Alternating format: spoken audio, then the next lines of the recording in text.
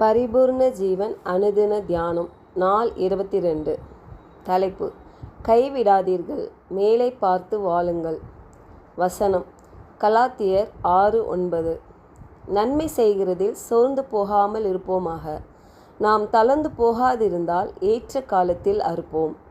கருத்து: நாம் மனம் தளராமல், களைப்படைந்து சோர்ந்து போகாமல், நம் தைரியத்தை தளர்வடையாமல், தேவனுடைய வேலையை உண்மையாக செயல்படுத்துவதினாலும் சரியாக செய்வதின் மூலம் உரிய நேரத்தில் குறிக்கப்பட்ட காலத்திலும் நாம் அறுவடை செய்வோம்.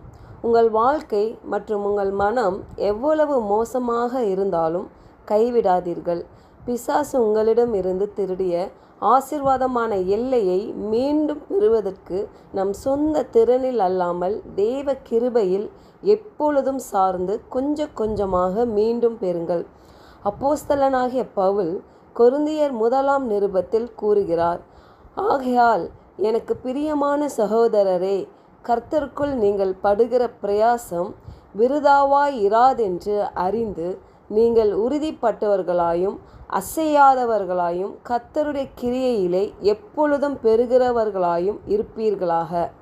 ஆதலால் நீடிய பொறுமையோடே காத்திருந்து ஏற்ற காலத்தில் நிச்சயமாய் அறுப்போம். ஜெபம்.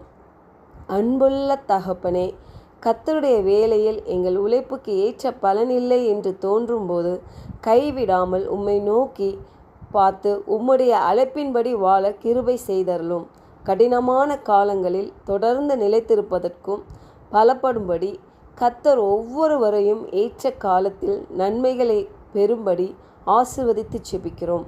கர்த்தரும் மீட்பரும் ஆகிய இயேசுவின் மூலம் கேட்கிறோம் ஜீவனுள்ள நல்ல பிதாவே. ஆமென். God bless you.